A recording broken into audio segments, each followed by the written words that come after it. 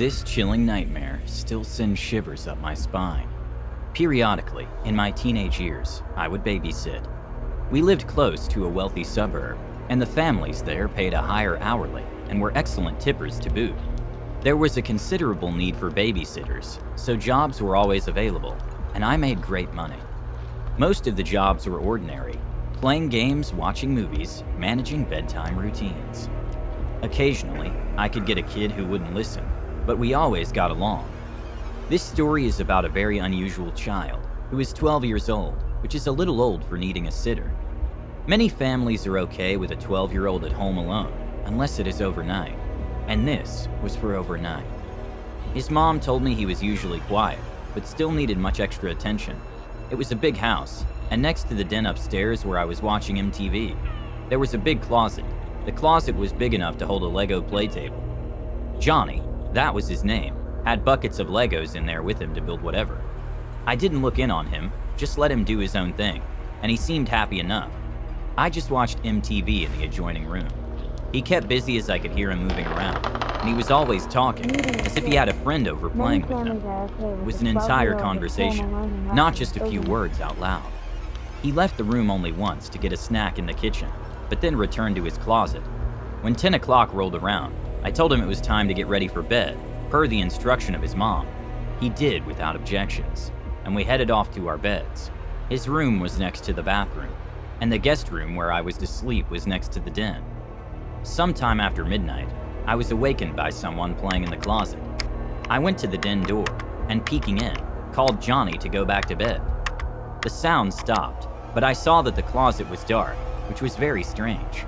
Why was he playing in the dark? I entered the den, went over to the closet, and opened the door, turning on the light, but the room was empty. Johnny wasn't in there. I thought I must be neurotic or something, and went back to the guest room and slept again. An hour later, I woke again to see the light coming from under the closet door. This was also strange, because I had left the closet door open after I checked it at midnight. But the door was now shut, with the light on behind. I could see the movement of feet behind the door, and I heard laughter, and I was sure now that Johnny was teasing me. So imagine my horror when I opened the door and found the room empty.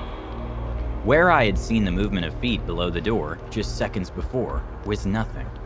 I panicked, and my heart was pounding in fear. I felt real pain in my chest. I ran to Johnny's room and found him fast asleep in bed. I locked his bedroom door and sat with my back to his door, so I could watch him and help barricade the door. I fell asleep in that position. The next day, Johnny's parents returned. I had made up my mind not to say anything, thinking they would think I made everything up and was some sort of weirdo. But I know what I experienced was real. This chilling nightmare still sends shivers up my spine. I have no idea what to believe happened that night, but some kind of spirit lives in that house.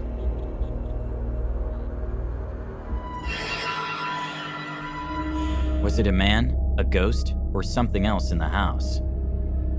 I babysit part-time to make a little extra cash on the side of my full-time job. I use an online sitting service that works well in my area, so I can pick and choose what hours work best with my schedule. One Saturday, I picked up a job for a family needing a sitter for 2 kids. It was for 6 hours after my regular job ended at 7, so it was perfect. These late-night sittings are usually excellent, especially after working all day, because the children typically go to bed by 8:30, and I can just relax until the parents get home. Not very hard work at all. I clicked accept on my cell phone and took the job. After my regular work, I headed over to the address that evening. I briefly met the mom and dad, and they introduced me to the kids. There were 2 about the same age, maybe twins, but they didn't say.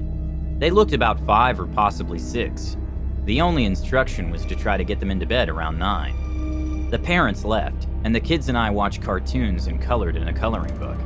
Most of the jobs I take are just like this, pretty easy and actually fun. At 8:45, I turned the television off and did the bedtime routine. These kids were very easy and got into their beds without any fuss. I went into the living room and got comfortable. I still had 4 hours before the parents would return. I surfed YouTube and played some games on my cell phone to keep myself busy and awake. These late night gigs are great, just easy money. The most challenging part of the job is just staying awake. After several hours, I went to the kitchen to get some water and move my body to keep awake. I was getting exhausted and having difficulty keeping my eyes open. Standing at the kitchen sink, I heard a voice calling for me upstairs. One of the kids was awake. The first room was quiet, so I went to the second bedroom, and I could see the one child sitting up on her pillow with her back against the headboard, and she was acting really scared. Are you okay? I asked. I went over and moved her back under the covers. Between sobs, she said that she heard a man walking outside her room. I tucked her back into bed, saying no one was here, just go back to sleep. I left the room, quietly closed the door, and took another peek into the other bedroom, and all was silent. I investigated the third bedroom on that floor, and looked in the bathroom before returning to the living room. It was just a nightmare, and she was sleeping now. I was more awake, so it was helpful in that regard. But as I got comfortable again, I heard it. Someone upstairs was walking very slowly so as not to be heard. But I listened to the steps and became alarmed. I darted up the stairs, and no one was in the hall. I checked both the kids, and they were asleep.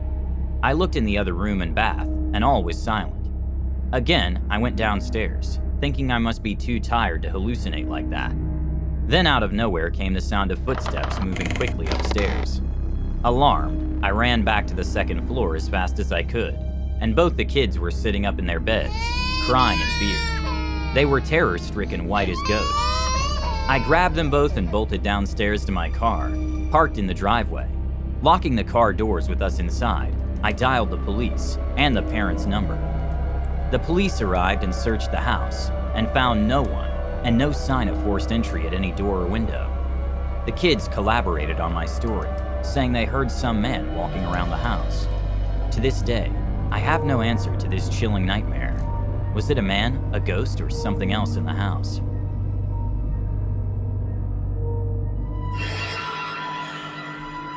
It saved my little brother's life. I'm 4 years older than my brother, so when I was 12, I could babysit him. I liked playing with him, and my parents were cool with me being in charge. I loved the extra responsibility and extra allowance I earned from it. We were seldom at home alone at night, and it was always just short periods, a couple of hours at most. This story, however, occurred during one of those infrequent times when I was babysitting at night. Our parents had gone to a party on a Saturday evening. They left at 7 and promised to be back before 10. Mom had prepared a snack for us and reminded me to call if I needed anything, and just keep an eye on my brother, which basically meant he and I were not to leave the house. I didn't have to really sit and watch him as he was 8 and could pretty much do whatever. I could do what I wanted, and he did what he wanted in different rooms. Sometimes we would do something together or just hang out watching a movie. But the 4-year age difference between 8 and 12 was a big difference in our interests, so mostly we did our own thing. I was at the kitchen table doing homework, and my bro was playing with his race car set on the living room floor when the doorbell rang. We have one of those front doors with a glass panel on each side, with no curtains. When I entered the hall from the kitchen, I could see my little brother standing in the living room, looking over at the door.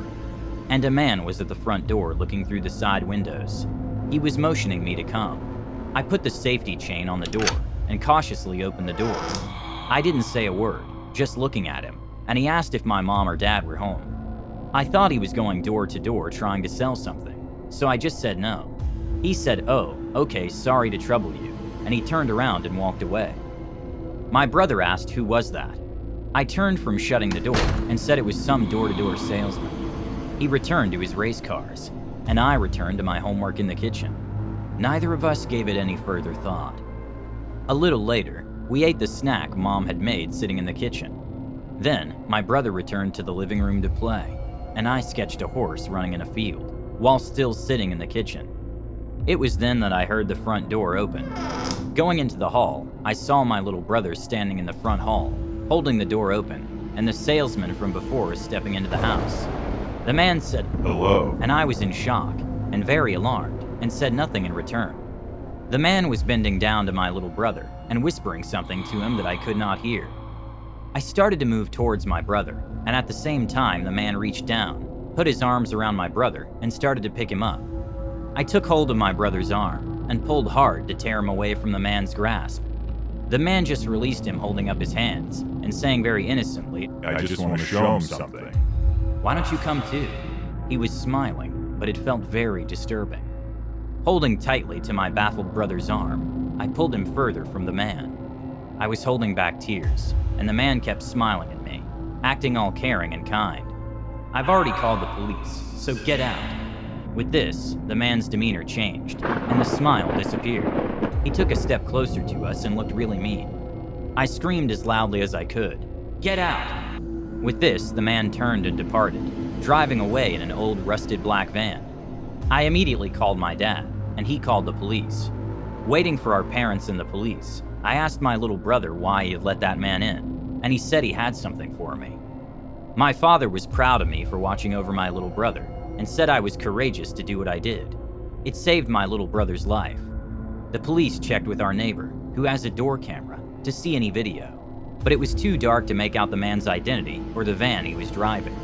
They suspected that the man had been watching us for a while, just waiting for the opportunity to kidnap us. Happily, this story ends well, and the man is never seen again in our neighborhood.